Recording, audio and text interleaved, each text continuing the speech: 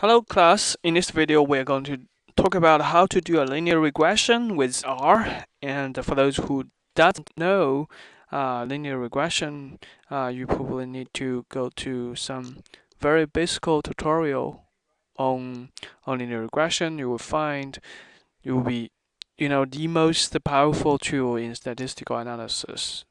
But today we're just going to show you how to do a linear regression with R. So let's first go to where we stored our data.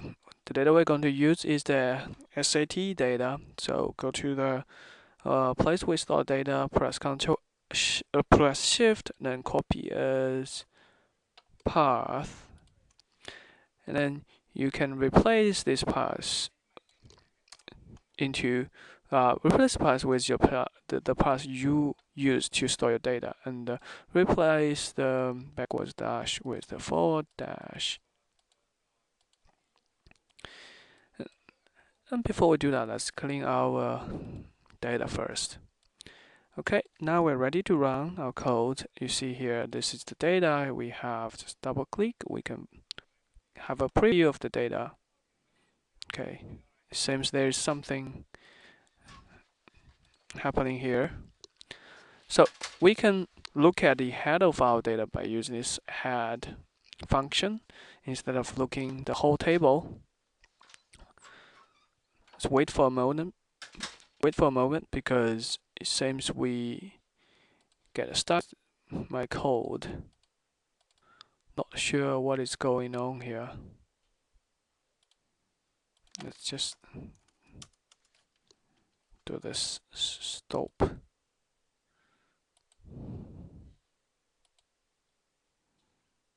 It's not responding. Okay. So that's probably sometime you would sometime along the line you will encounter with this problem. Don't get panic. Just stay calm, take a deep breath, and try to figure that things out. It seems right now it just keep running and doesn't stop. So there's a little icon here, stop, so you can stop your code.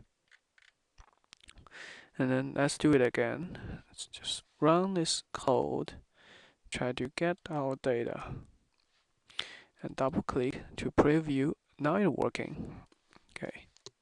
So we have different state and what's the percentage of students who take the SAT cost, and the dollar spent on the students, and whether they take ACT or not, and what's the average SAT score.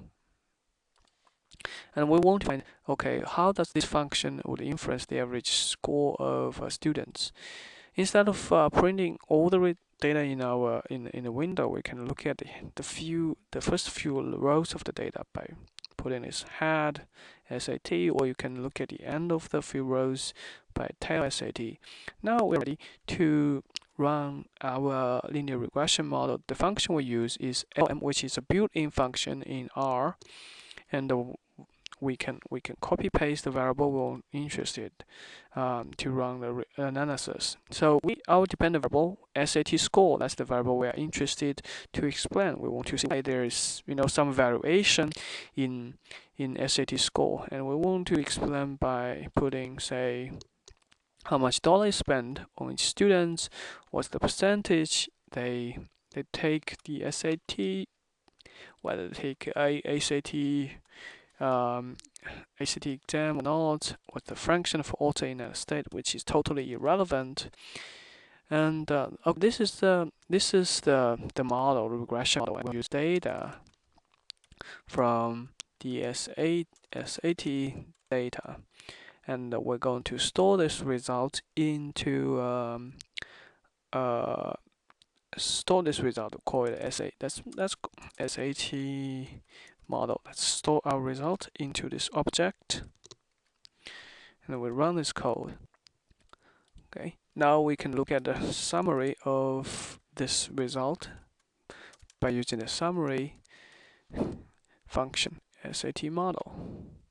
So this is our result. As you see here, the dollar spent is positively significant associated with the SAT score, which means for each dollar spent on a student, you would increase their SAT score by 0.01, which is kind of small. But as you see, the fraction of order is not significant because it's totally irrelevant. And for those who don't know linear regression, you should, probably take a basic tutorial on linear regression to understand this table. The coefficient basically is the coefficient in front of the variable, which would show how much, what's the impact of this variable into this our dependent variable, the SAT score. And the p-value basically shows whether this impact is significant or not.